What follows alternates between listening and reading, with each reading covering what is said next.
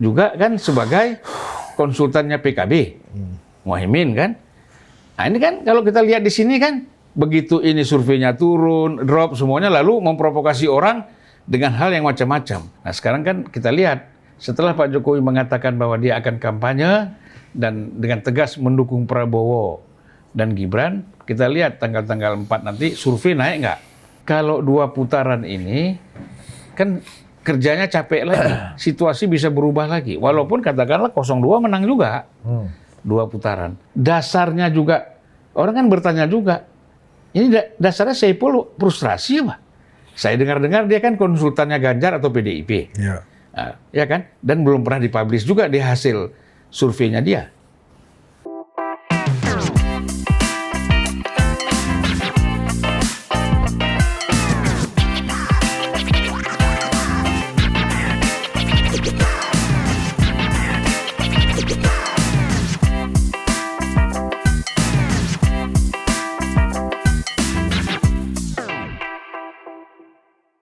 Nah, kita ini ada berita nih, Bang.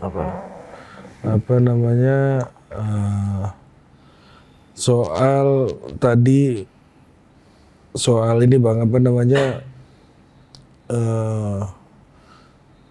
KPK, tiba-tiba kita bahas KPK.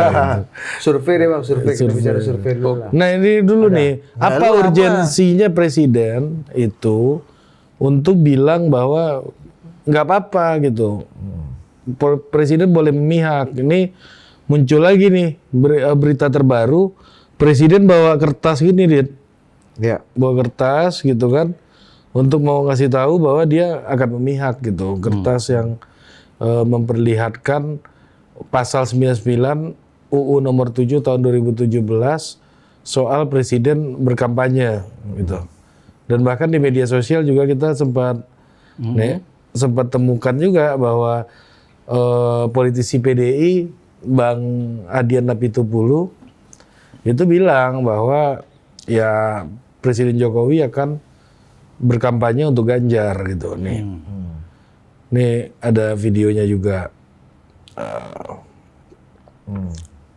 Nih Bang, coba nih videonya Bang Adian nih. Iya kan dia ngomong itu. Yang dulu, yang di pasar kan? Di pasar. Iya, itu video lama banget tuh Bos. Iya lama. Artinya maksudnya Ari, kenapa sekarang diributkan? Iya ributkan dulu kan dia juga menginginkan Pak Jokowi berkampanye untuk Ganjar gitu. Nah ini Pak Jokowi bawa kertas UU nomor 7 tahun 2017 nih, kan? Nah untuk memperlihatkan soal presiden berkampanye gitu. Ya presiden berkampanye dan nggak mungkin netral. Untuk apa dia kampanye kalau netral? Iya. Pasti ada yang dia dukung dong. Kampanye netral kan buat apa? Itu apa? Kalau kampanye jagung, itu ya netral lah.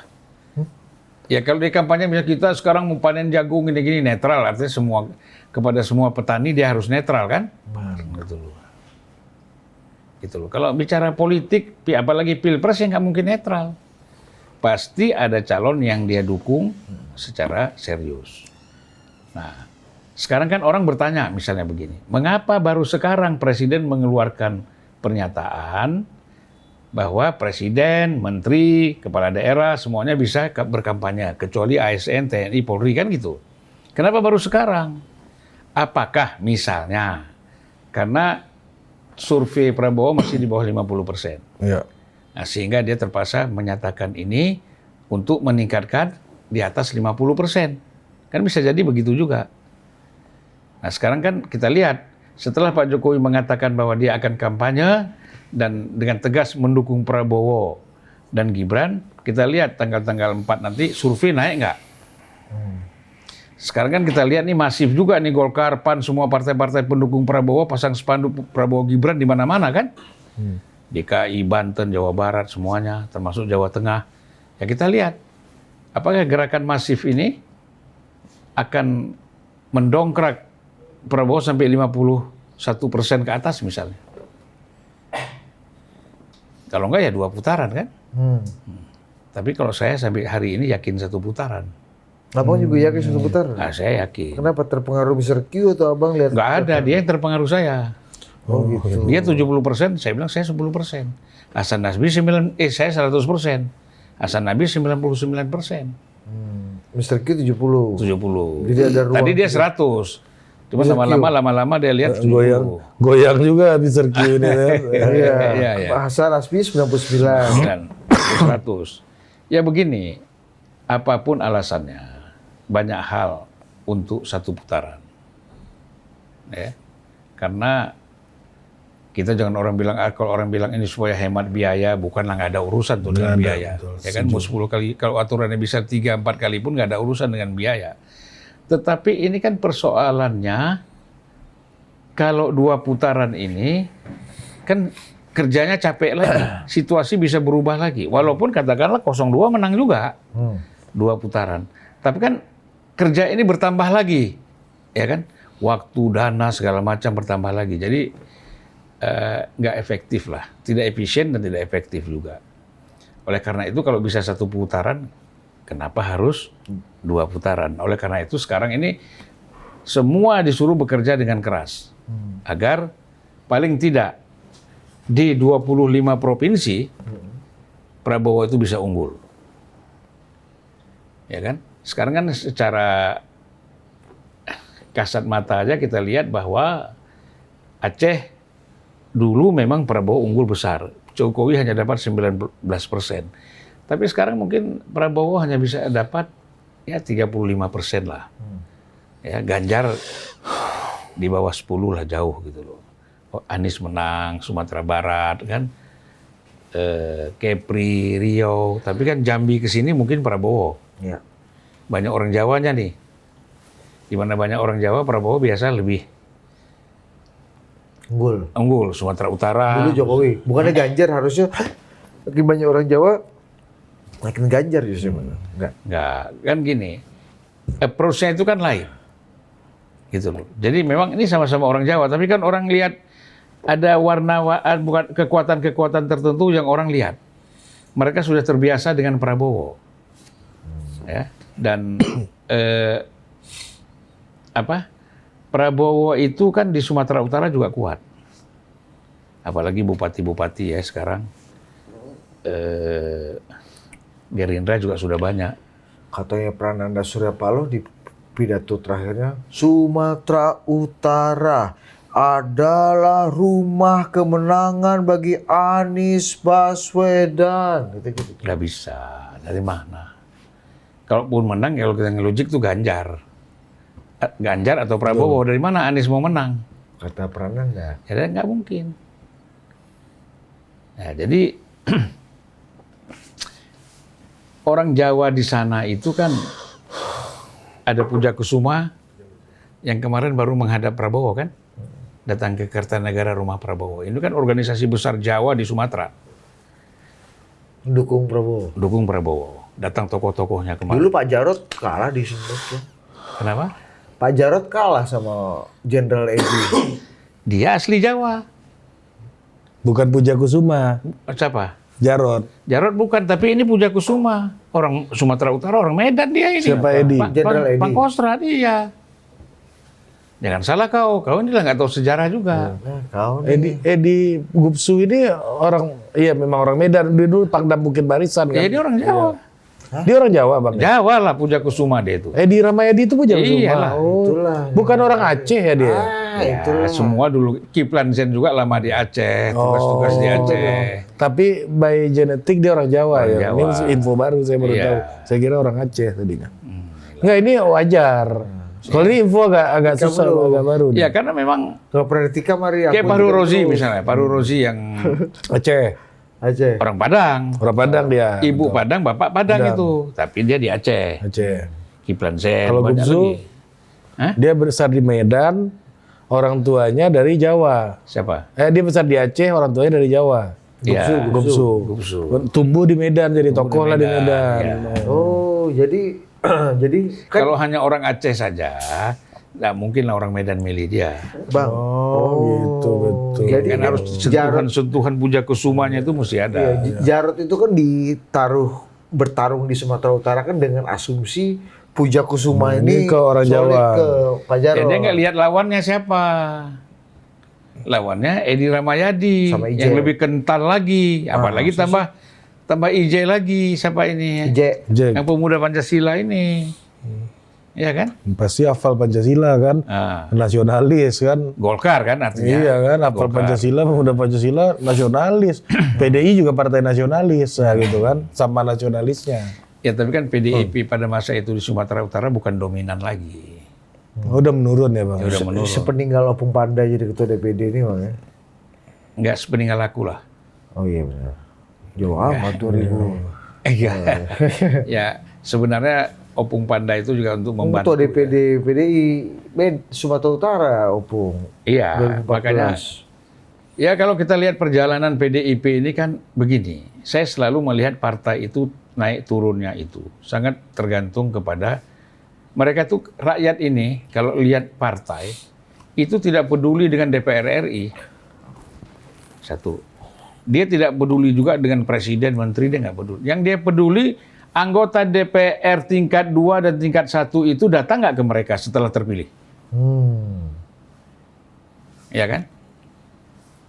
Saya misalnya 2008, saya langsung telepon Ibu Ani. Bu, saya bilang hati-hati loh, jangan mengulangi kesalahan PDIP. Kenapa Pak Zulfan? Dia bilang, tolong gerakkan yang namanya DPD tingkat 2. Itu bekerja masif. Jangan sampai kalau ada rakyat yang datang ke rumah mereka, karena mereka lah pintu mereka yang paling dekat dengan rakyat. Jangan rakyat ketok pintu minta bodrek satu aja, kunci pintu nggak ada uang, tidak dipedulikan. Apalagi sekarang viral itu. Ya kan? Aku datang ke anggota ini, namanya ini, partainya ini, praksinya ini. Janji kampanyenya begini, sekarang viral. Nggak dipilih lagi. Dampaknya ke DPR RI juga. Nah itu juga sama Mas Taufik saya kasih tahu dulu begitu. Ini Mas problem kita 2004. Kan kita kalau DPR RI datang ke konstituen, kan laporan rakyat itu. Abang aja DPR RI mau turun, ini nggak pernah bang. Kita mau datang ke rumah aja minta 50.000 aja, aduh. Nah itu keluhan-keluhan seperti itu. Dulu nggak ada media sosial. Nggak bisa ngeluh nyampah di medsos, nggak bisa Nggak dulu. bisa. Bang. Sekarang kirim kemana-mana dia. Dulu ada bang SMS ke Presiden RI 9949 sih. SMS. Rakyat juga dulu punya handphone susah bos. Harganya masih puluhan juta. Iya kan? Pakainya pun masih AMPS dulu itu. AMPS Kok sama ngerti nggak AMPS? AMPS sama AMPG ini beda ya bang? MPS itu teknologi Amerika. Itu teknologi komunikasi militer Amerika. Iya kan? Nah, Mantap juga militer abang ini. kemudian begitu Nggak masuk ngerti tentara kau. masuk GSM, kan MPS itu kan generasi keduanya, generasi berikutnya kan CDMA. Iya, padahal GSM itu yang militer ya bang ya? Gerakan seluruh militer ini kan. GSM itu dulu istilahnya waktu baru-baru masuk itu karena BTS-nya kurang, geser sedikit mati. Karena BTS kurang. Wah, diejek dulu. Kalau kita pakai, saya dulu kan konsultan perusahaannya MPS yang punya Bimantara, Komselindo namanya. Saya konsultannya, ya kan? Mantap juga bang. Nah, Komselindo. Jadi dirutnya dulu Pak Zen Smith namanya. Bule. Habib Zen Smith kok bule. Nah, jadi itu dulu gitu, teknologi itu begitu. Karena kalau bicara tadi SMS, jadi kita kemana-mana. Iya. Nah, balik lagi bang. GSM apa? Apa? Geser sedikit mati. Oh itu belum era Budi Aristiadi yang membangun tower BTS ini di seluruh Indonesia sehingga masyarakat bisa menggunakan Bukan, konektivitas. Trenggono. Kok Budi Hari sih? Menkominfo, Bakti. Dia kan baru sekarang. Yang pertama Kalau dulu, inilah. yang masif dulu bangun itu kan tower itu kan Trenggono. Partnernya siapa aja tuh? Karena dulu Boy Thohir. Terus si siapa Sandiaga Uno kan, Edwin. TGB ya. Ah, TGB. Apa Tower Group sama Group. TBG. TBG. TGB. Gitu. Kalau TBG. TGB itu ini Perindo. ya. Perindo. Tuan Guru Bajang. Iya. Kebalik aja bang. Sedikit, kebalik sedikit. Iya. Nah, ini Abang ini kan saksi sejarah ya dalam tahun-tahun kita bertransisi ke demokrasi. Salah satu yang abang juga ada di situ tuh soal penggulingan Gus Dur kan, yang bahkan Gus Dur sampai akhir hayatnya menganggap langkah itu sebagai sebuah langkah yang inkonstitusional gitu, ya kan? 2 orang yang bersalah pada saya. 1 Amin Rais, 2 Megawati. Iya. Katanya. Nah, dan ketika saya sakit, Amin Rais datang, Megawati juga datang, berarti nggak salah amat kan? Dibantah Amin Rais sendiri. datang ya? Dibantah sendiri sama Gus Dur. Ya, terus, Bang, pertanyaannya ini isu pemakzulan ini, Bang, sekarang kan muncul lagi kan? Presiden Jokowi bahkan ini berkali-kali nih gua kutip nih, orang yang sangat percaya dengan jalur elektoral aja, Prof. Saiful Mujani, ya kan? Ya memiliki nada mendukung lah gitu kan, nuansa-nuansa mendukung pemakzulan ini yang merupakan jalan ekstra elektoral gitu, yang di luar. Ya termasuk EF juga kan? EF yang pertama. Oh iya Bang? EF. Tapi ini ada tweetnya lah paling nggak kita. Ada EF ada? Ada juga? Ada. Yang pertama itu EF Saifullah. Bagaimana pemilu tanpa Jokowi kan? Nah ini gimana menurut Abang? Presiden Jokowi ini sudah kalap. Begitu ingin Prabowo Gibran menang Pilpres sehingga terang-terangan dirinya boleh berkampanye dengan mengabaikan potensi konflik, kepentingan dan abuse of power sebagai kepala negara. Menurut UU boleh saja presiden kampanye tapi harus cuti dan tidak menggunakan fasilitas negara. Tinggal aja tiap hari di Istana Bogor kok gimana mungkin nggak pakai fasilitas negara. Kalau cuti presiden Ma'ruf Amin jadi presiden sementara mestinya. Kok maksa banget sih? Ada apa? Ada mega korupsi dirinya yang butuh perlindungan Prabowo. Pertanyaan itu sering muncul. Udah waktunya DPR gunakan hak angket untuk proses pemberhentian dan jauhkan pemilu dari dirinya biar pemilu jurdil. Menurut saya begini ya, gerakan-gerakan politik seperti ini kan gerakan politik frustrasi. Ya, karena tidak mampu membangun satu opini yang kemudian opini itu bisa berkembang di tengah-tengah masyarakat lalu menjadi satu kekuatan. Kalau saya ambil contoh gerakan-gerakan politik itu yang rasional, itu gerakan politik itu selalu kan diawali oleh ide dan gagasan. Kita tahu revolusi Prancis misalnya, kalau kita tarik ke belakang, revolusi Amerika itu kan René Descartes, Franz Bacon ya, itu kan semua, Bacon. Ya itu kan ide-ide mereka lah yang melahirkan gerakan-gerakan perubahan, revolusi. Kalau kita kan di sini nggak mau enaknya aja, ya kumpul ngopi-ngopi, ya kita diturunkan Jokowi, ya kan? Gimana langkahnya? Dan kita datang ke Mahfud, ya kan? Udah, karena apa? Mahfud Menko Polhukam pasti nggak suka sama Jokowi. Selalu mencari sumbu-sumbu yang seperti itu tadi. Tidak ada gerakan ide apanya sih? Nah sekarang isunya hanya mengambil pemakzulan dengan isu misalnya soal MK. Presiden netral. Mana ada presiden netral kalau dia kampanye? Kan harus dilihat. Itu isu pemakzulan Ya isu bapaknya presiden netral karena presiden tuh udah pasti menggunakan fasilitas negara. Tinggal jadi istana kok. Lo kan pada saat kampanye. Iya. Pada saat kampanye kan dia tidak berada di istana negara. Iya. Satu, kalau hari libur, dia nggak perlu cuti. Hari libur Sabtu Minggu misalnya, dia nggak perlu cuti. Pada saat dia kampanye. Jadi orang ini nggak mau melihat aturan-aturan yang berlaku, koridor-koridornya itu apa. Hanya menggunakan ini sebagai suatu isu politik. Mana mempan lagi sekarang ini pakai isu politik. Ya kan? Ini kan harus mainnya ini kan strategik. Perubahan-perubahan politik di Indonesia ya, yang signifikan, yang seperti reformasi kita menggulingkan Soeharto Orde Baru, itu tidak mungkin tidak melibatkan satu, kekuatan-kekuatan asing, bukan militer ya, jaringan. Kedua, dananya dari siapa? Ya kan? Pemakzulan ini. Ah, ya dong, pasti dong. Siapa yang mau membiayai ini? Maksudnya pakai biaya, bukan pakai aspirasi rakyat. Nggak bisa Pakai lah. akal sehat seperti Prof. Saiful Mujani ini. Nggak bisa. Saiful Mujani sih ada 100 Saiful Mujani nggak ada pengaruhnya. Habis itu dia juga diam, nggak ngomong apa-apa.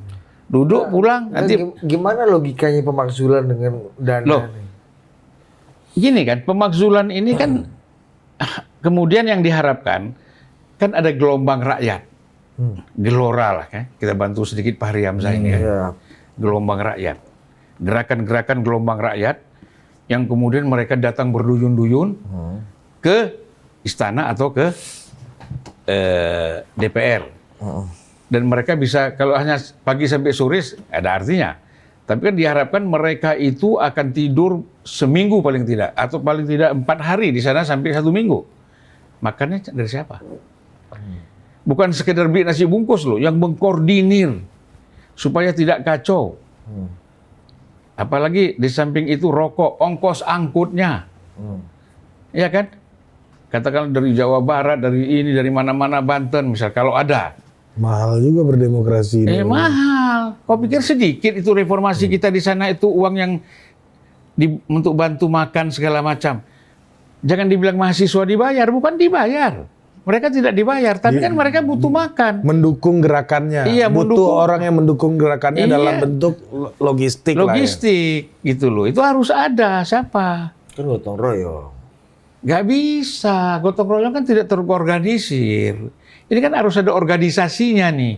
Dapur umumnya segala macam ini semuanya, kendaraannya bagaimana. Banyak. Nah ini kalau mau enak-enak aja ngomong datang ke Mahfud 100 orang gulingkan Jokowi, bagaimana? Ya ini untuk dianggap hebat aja bagus lah. Artinya kan dianggap wah, kita ini hebat, orang menentang Jokowi. Itu sebatas itu aja. Ya kan? Jadi nggak bisa pergerak. Kalau begitu setiap hari kita bisa ganti presiden. Ya kan? Besok kumpul lagi 100 orang. Bawa lagi petisi-petisi, gulingkan presiden. Mana ada di dunia seperti itu, Bos? Semuanya dengan perjuangan.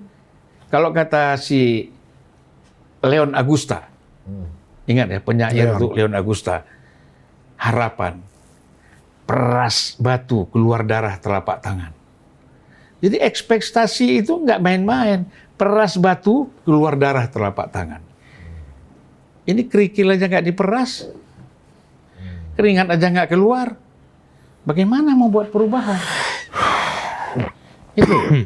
Jadi maksud saya tuh nggak bisa perubahan politik melawan suatu rezim penguasa itu dengan iseng-iseng. Ini masa iseng sih Prof. Saiful? Kenapa? Serius loh ini Prof. Saiful nih. Saya kan nggak bicara Prof. Saiful. Enggak, ini yang saya bacain Prof. Saiful. Oh, Prof. Saiful. Menurut saya juga nggak serius. Dia nggak ada lagi kelanjutannya apa. Nge-tweet lagi. Ya, kalau makanya saya bilang kalau dengan nge-tweet itu pemerintah bisa jatuh, setiap hari pemerintah ganti, Bos. Jadi nggak bisa begitu. Jangan ngomong begitu, hanya memprovokasi orang, ya kan? Gitu loh. Dan dasarnya juga, orang kan bertanya juga, ini dasarnya Saiful frustrasi apa? Ya kan? Uang udah banyak. Semuanya udah punya. Kok masih frustrasi sih? Nah, bisa jadi orang kan gitu. Ya kan? Jadi tidak diukur kebahagiaan itu hanya dari uang banyak. Saya dengar-dengar dia kan konsultannya Ganjar atau PDIP. Ya. Nah, ya kan? Dan belum pernah dipublish juga di hasil surveinya dia. EF juga kan sebagai konsultannya PKB. Muhaimin kan? Nah ini kan kalau kita lihat di sini kan begitu ini surveinya turun, drop semuanya lalu memprovokasi orang dengan hal yang macam-macam. Ya udahlah kalau kalah kalah aja. Gitu loh. Kita kan fair-fair aja gitu loh. Jangan memprovokasi orang. Kemudian habis itu tindakan lanjutannya tuh nggak ada. Oh, jadi ini ramai di udara aja. Nah, Saiful Mujani juga nggak ikut di 100 orang itu. EF juga tidak ikut di 100 orang itu. Jadi dia memprovokasi orang, memberi harapan, habis itu diam. Oh berarti nggak jadi deh. Beda dengan intelektual atau pemikir-pemikir filosof barat yang pada masa lalu itu kita lihat kan mereka menggerakkan orang dengan ide gagasan dan konsisten. Turun ke jalan juga. Itu persoalannya. Jadi kita ini janganlah dibodoh-bodohi ya oleh orang-orang yang sok pinter ini. Memang mereka pintar, jadi ada sok pinternya juga dalam politik, ya kan? Gitu. Nggak bisa perubahan politik ini dengan sambil santai datang begitu. Ini politik, ini suatu pekerjaan yang paling berat dan mulia. Itu tidak ada pekerjaan yang lebih berat dari pekerjaan politik. Dan harus ada ini Bang ya, sebelum ke tahap pemakzulan ini, tondo-tondo dan prakondisinya ini udah menuju ke sana ya Bang. Sekarang Abang lihat, apalagi kalau tadi substratnya, media tanamnya, yaitu approval rating Pak Jokowi masih 70%, hampir 80%. Ya, tapi begini, ini kekhawatiran saya. Nanti ketika pemilu ini diumumkan Prabowo menang, ya kan? Itu bisa jadi ada gerakan-gerakan. Kalau sekarang kan baru dikatakan kecurangan, isu. Ada kecurangan. Tetapi ketika Prabowo dinyatakan menang, lalu satu putaran, lalu dirasakan, dibayangkan atau diperkirakan ada kecurangan-kecurangan. Apalagi misalnya ada orang ini kan bahaya nih, ya kan? Satu medsos di sana mengatakan kita dicurangi TPS ini kan ini bisa masif. Nah, ini bisa mengganggu stabilitas itu. Nah, tinggal lagi supaya kalau tidak menjadi anarkis seperti tahun 98, sejauh mana TNI dan Polri bisa mengantisipasi ini? Itu lebih karena kegerakan rakyatnya Bang, atau karena ya ketidakpuasan dari orang yang kalah sebenarnya? Ya, jadi yang memainkan itu dari orang-orang yang tidak puas pasti. Di masing-masing daerah ini kan sudah ada networknya, ya kan? On and off aja. Tinggal dimainkan aja. Nah, kemudian yang bisa menghandle ini kan TNI Polri. Apa yang harus dilakukan oleh TNI Polri dalam hal ini? Mengamankan saja, bisa jadi konfliknya tinggi. Harus seperti Soeharto itu. Take over, tunjuk Panglima TNI, umumkan. Iya kan? Ya. Begini sikap kita. Sesuatu Soeharto kan hebatnya itu. Dia tunjuk, kasih kesempatan kepada Wiranto. Cuman Wiranto tidak mau jadi presiden. Nah dulu tuh waktu Gus Dur berhenti itu kan kok cukup kondisif tuh, nggak ada gejolak yang terlalu kuat kan Bang waktu itu. Ya itu kan gerakan parlemen, itu lain lagi. Karena begini. Dan Gus Durnya pun nggak melawan ya Bang ya, nggak ada perlawanan nggak serius. Nggak bisa melawan, karena kan TNI Polri itu kan konstitusional. Iya kan? TNI Polri waktu itu melihat bahwa apa yang dilakukan Gus Dur dengan mengeluarkan instruksi, surat keputusan presiden, maklumat,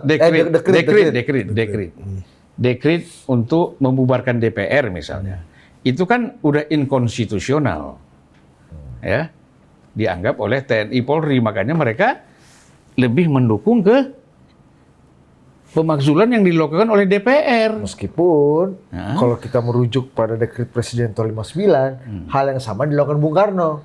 Bedanya Bung Karno didukung oleh militer. Ya situasinya lain lah. Ya situasinya lain. Dan kalau itu kan dekret Bung Karno itu kan kembali. Iya kan dibubarin konstituante, bubarin parlemen, ganti DPR GR, MPRS. Ya tapi kan tidak dibubarkan. Kalau ini dibubarkan gantinya apa? Kan tidak antisipatif seperti itu kan. Ini tetap ada. Jadi institusinya ada, cuman namanya berubah apa. Kalau ini kan total dibubarin, terus siapa DPR-nya siapa? Oh itu kalau yang lama itu orangnya masih ada cuma... Enggak, Bung Karno tunjuk sendiri Bang semua yang ada di parlemen kan. Otoritas kan ada, pemimpin tertinggi revolusi. DPR GR, terus ada namanya Front Nasional macam-macam kan. Artinya Bung Karno yang nunjuk dan nggak ada masalah waktu itu karena Nasakom ini menghimpun kekuatan politik ini kan. Ya beda situasinya beda lah. Kalau Gus Dur itu kan di samping emosional dan kemudian inkonstitusional dianggap, jadi memang lebih mudah dipatahkan. Tapi siapa sih Bang waktu itu yang aktor intelektual yang sebenarnya kan memberikan gini, awal advice pergerakan persoalan Gus Dur ini kan persoalan Bulog Gate. Ya kan? Itu dulu tuh persoalannya. Jadi memang ada sebenarnya keresahan di DPR itu udah banyak. Ya. Jadi mulai di tahun 2000 itu beberapa orang itu kan kumpul untuk bagaimana nih menolak pertanggungjawaban presiden. Tapi waktu itu kan Pak Taufik nggak setuju. Oke, nggak jadi gitu kan. Nah kemudian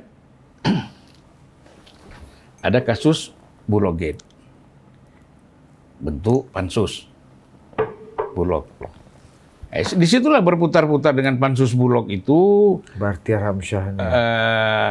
Ya semua fraksi ya itu termasuk PKB ikut di dalamnya untuk sebenarnya tidak ada upaya pemakzulan terhadap Gus Dur. Jadi Bulog Gate ini hanya sekedar ingin meluruskan persoalan-persoalan yang muncul. Ya. Siapa yang mau jadi target? Bukan Gus Dur yang mau jadi target. Jawa. Nah, cuman Gus Dur ini emosional, ya. Siapa yang mau ditarget? Kalau nggak Gus Dur, Bang? Ya kan ada kepala Bulog, ada yang lain-lain gitu loh, ya, gitu loh. Nah jadi kalau kita lihat di sini Gus Dur ini emosional.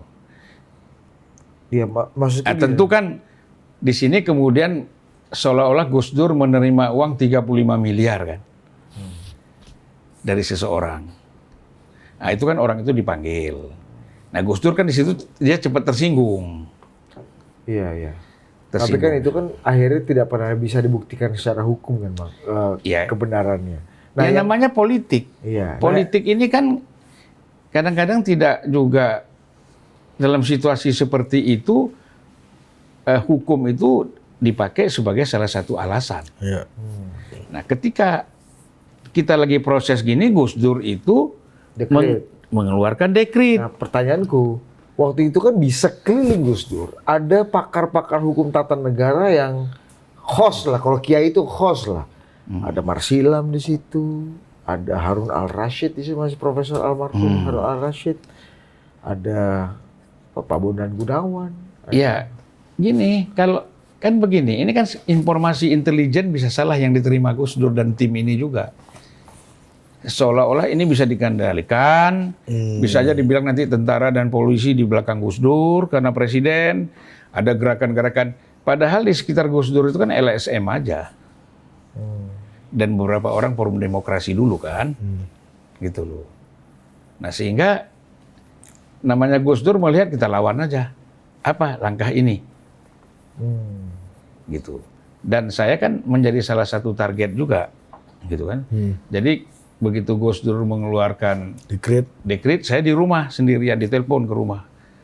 Pakai ancaman lah. Telepon rumah. Ya nelfon apa nggak tahu. Nggak tahu, pokoknya dari istana ngakunya. Oh ini gini, besok ditangkap, dibunuh segala macam. Oh ya bagus saya bilang. Nah kemudian besok pagi rapat di DPR, pimpinan DPR itu kan untuk sidang istimewa dipercepat. Juga atas persetujuan Megawati. Gitu kan. Amin Rais masih nggak mau waktu itu. Masa? Masih nggak mau, karena saya di dalam. Nggak ngerti. Amin Rais. Tanya masih ada Pak Ginanjar masih hidup, tanya Pak Ginanjar masih ada.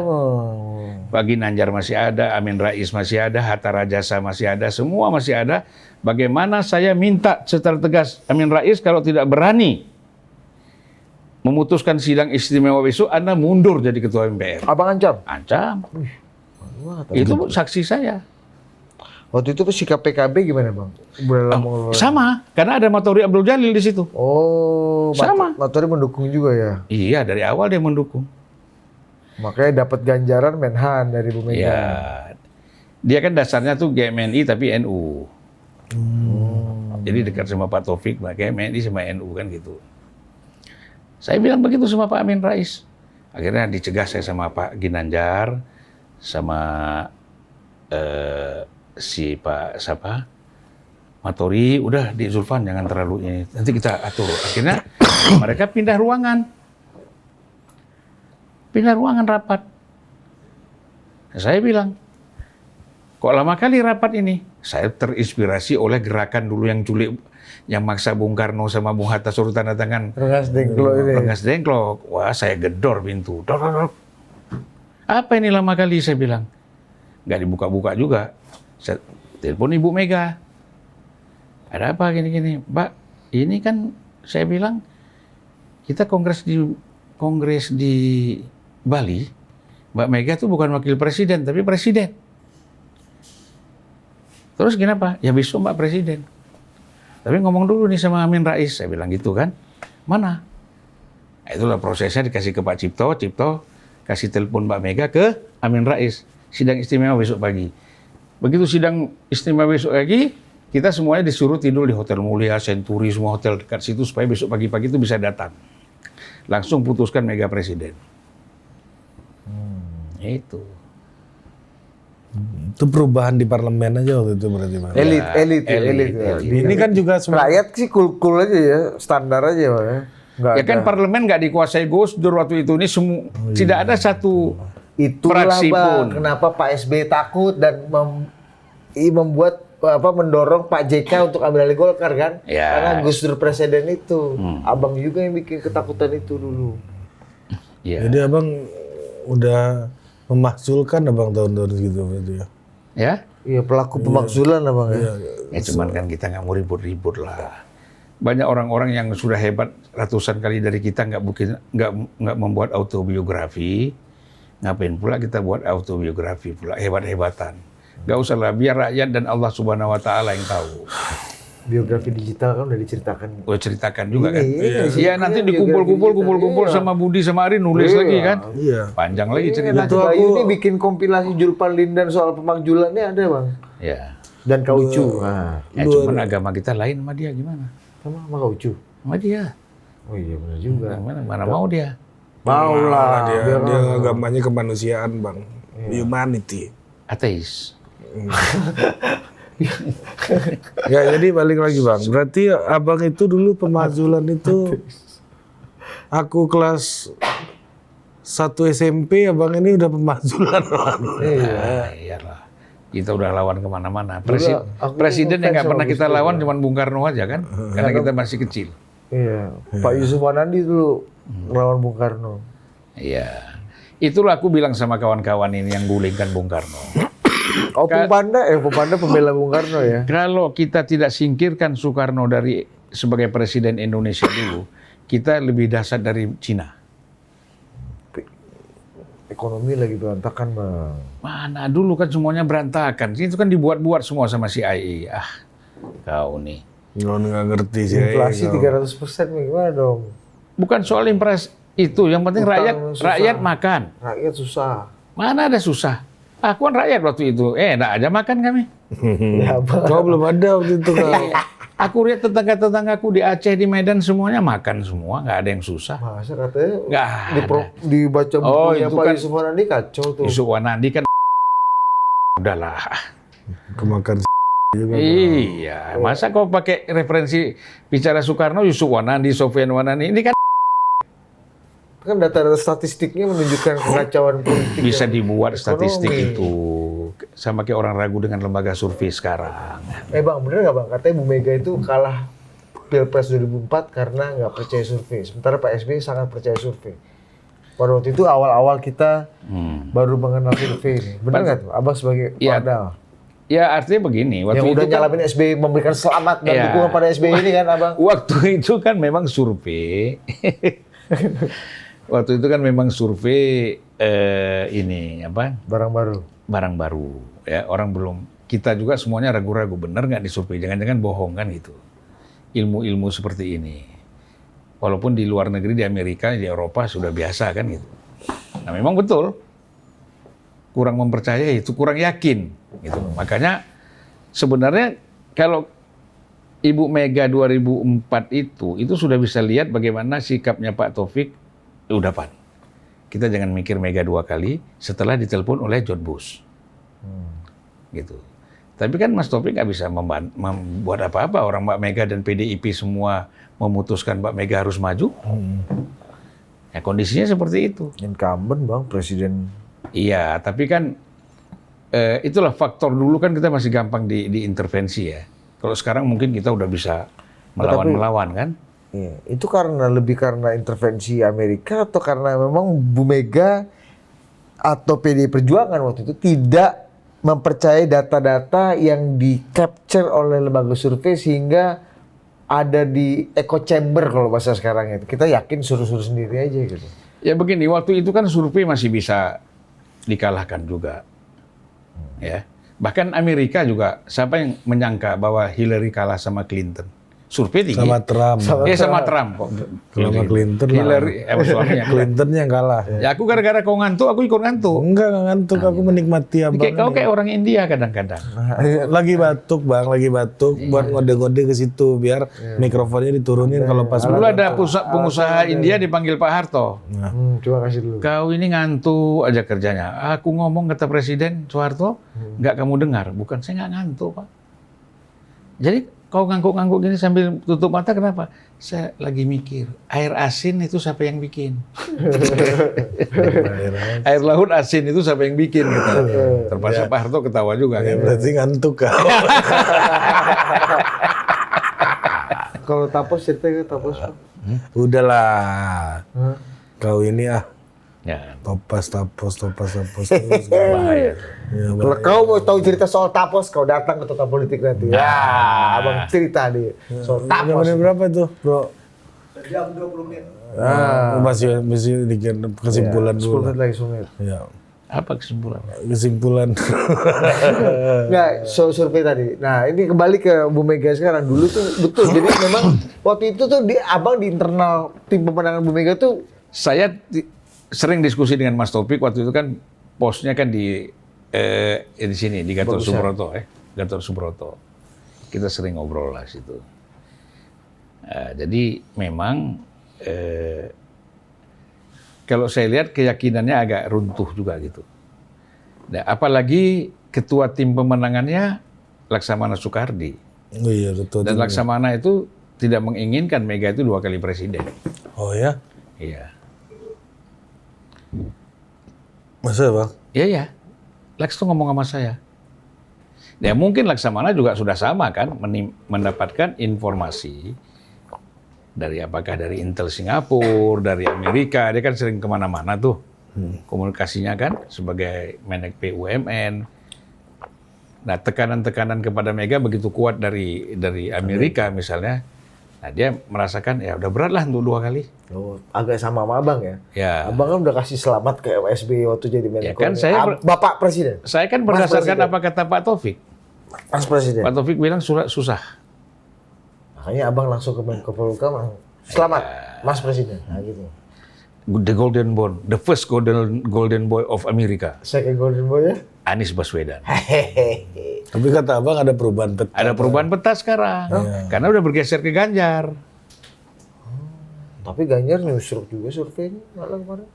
Ya, karena Amerika bingung balik ke Prabowo lagi nanti daripada kita Ini dukung-dukungnya. Amerika nggak tegas juga. Enggak, daripada kita dukung-dukung yang kalah, bagus yang menang aja kan, yang pasti menang. Bandwagon effect juga kena Amerika nih ya.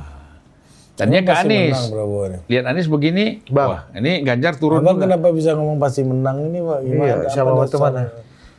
Prabowo ini yang penting kita yang pasti menang aja. Iya, abang ini udah kayak SBY dulu. Mas pasti menang. Ya, sekarang begini, survei dia udah 48,5%. Ya, dong, Iya. Indikator. Burhanuddin itu terakhir 48,55%. Iya kan? Artinya dia hanya butuh sekarang berapa tuh? Taruhlah 2% kan? 2,5% yang dia butuh gitu. Untuk menjadi 52%. Karena kalau 51% riskan. Ya kan? MK bisa digugat. Ya, bisa digugat MK, nanti daerah pemilihan lain-lain bisa macam-macam terjadi. Makanya dia harus cari ini 53-54%. Dia harus mengejar ke situ. Gitu. So, kalau ada gugatan paling turun kan 1% atau 1,5%. Nah, dengan Pak Jokowi juga sudah mengatakan ikut kampanye mendukung Prabowo Gibran, ini lebih dahsyat lagi nanti. Ya kan? Orang akan bergerak. Migrasi suara ini yang tadinya 5-8% ini belum menentukan pilihan, dan ini kemungkinan mereka adalah orang yang suka sama Jokowi kan, bisa pindah. Gitu. Satu, apapun lah, kita ini kan harus bicaranya realistik. Nggak bisa kita katakan tidak mungkin. Sekarang logik aja, kalau Jokowi sudah mendukung Prabowo, memang betul koridornya ASN, TNI, Polri harus netral. Ya kan betul. Tetapi kan dalam gerakan mereka kan sadar juga. Masa kita tinggalin presiden? Masa kita nggak sama dengan presiden? Nah kan di dalam birokrasi, di dalam TNI Polri, ada yang juga bahagia dengan Jokowi, ada yang tidak bahagia juga. Betul nggak? Artinya kan begini, kita kan sama. Dalam satu perusahaan kecil, atau satu perusahaan besar, ada yang mereka mendapat suatu kebahagiaan, ya secara materi nih. Kita nggak bicara bahagia dalam konteks psikologi, jiwa. Tapi secara materi, kita dapat nih. Kita kok enak nih. Ya kan, anak kita sekolah enak, ini sekolah enak. Berarti kita harus ikut dia nih. Kan gitu. Tapi sebagian ada juga yang merasa, kita nggak dapat apa-apa. Nah, ini bisa lari. Tinggal sejauh mana perbandingan antara yang senang dengan yang tidak senang kepada Jokowi. Lebih banyak yang senang. Nah, di dalam ASN, di dalam TNI, dan di dalam tubuh Polri. Kalau lihat dulu 2019 inget banget gue berita tuh. Pak Jokowi kalah di kompleks-kompleks pas Pampres ini, Bang. Dua berapa? 2019 Pak Jokowi kalah di kompleks pas Pampres. Artinya Ya. istri-istri pas Pampres ini nggak lebih banyak milih Prabowo. Ya, apalagi sekarang. Ya kan? Apalagi sekarang Prabowo ikut langsung mencalonkan, didukung oleh Jokowi. Bisa jadi lebih menang lagi. Lebih besar lagi kansnya untuk mendapat dukungan dari keluarga TNI, Polri, kan gitu. Menurut Abang Pak Jokowi nanti akan tampil secara lebih terbuka nggak? Ya kalau dia ikut kampanye katanya terakhir di Senayan ya. Iya. Mau kampanye terakhir di Senayan. Itu udah jelas lah. Ya kan? Itu disiarkan ke seluruh daerah, itu masif pasti itu. Jangan-jangan Total Politik juga hostnya ya. Belum tawarin. Ya. Total Politik kan bisa buka 100 channel tuh seluruh daerah. Ya kan? Kita jadi sub dari Total Politik aja lah, set gitu kan. Masa sup lebih gede ini bos itu ya kan? Masa sup Logistiknya. lebih berpengaruh sup ini daripada Iya. Nah, Abang jadi gimana sih? jadi itu nanti tanggal 10 10 itu kampanye terakhir. Jokowi yang kampanye di Istora Senayan akan disebarkan ke seluruh GBK ya, di seluruh Indonesia. Tapi GBK kan ada di Senayan. Kok Stadion utama. parkir timur nanti lagi. Akhirnya tambah kecil. Terlalu teknis kau. Ya. Nah, jadi kampanye Jokowi terakhir itu hanya kan tidak boleh dikeluar lagi, hasil survei tidak ada lagi yang bisa boleh diekspos. Ya kan? Kan nggak boleh, itu aturan KPU tidak ada lagi boleh ekspos hasil KPU semuanya. Ya kan, kampanye-kampanye ditutup semuanya. Ya, bendera-bendera di pinggir jalan dicabut semuanya itu. Washington nggak ada lagi dong berarti. Hah? Bendera Washington nggak ada Ya lagi. kita pertahankan di tempat-tempat strategik aja Masinton. Ya kan? pohon belakang. Ya, depan kantor aku kan ada Masinton. Ada juga? Ada. Abang jaga tuh. Cuman ada yang salah tulis Makinton pula di tulis. Tapi orang gambarnya Masinton. Oh iya. Nah, jadi di situ saya melihat satu putaran itu nanti akan terjadi. Ini juga survei-survei yang akan dekat-dekat ini pasti di atas 50 lah semuanya. Karena konsolidasi tadi Iya. orang udah semakin tahu Jokowi ada di sini. Iya, gitu. dengan dia menyatakan presiden boleh kampanye ini semuanya, itu terus. Wah, jelas nih. Jangan-jangan nanti kalau dulu ketika deklarasi Prabowo Gibran, Mas Gibran kan ngomong, tenang Pak Prabowo, saya sudah ada di sini. Nanti jangan-jangan Pak Jokowi yang ngomong gitu, tenang Pak Prabowo, saya sudah ada di sini ya, mungkin ya. Iya. Iya Bang. Anaknya aja berpengaruh, apalagi bapaknya kan. Nah, jadi itu kansnya satu putaran itu di situ. Ya saya kira kita capek juga ya di podcast ini kalau masih ada pilpres ini ya. Mau geser isu lain capek kita. Kita angkat isu lain nggak ada yang nonton. Iya. Iya kan? Jadi air laut ini kenapa asin? Sampai jumpa. Sampai jumpa.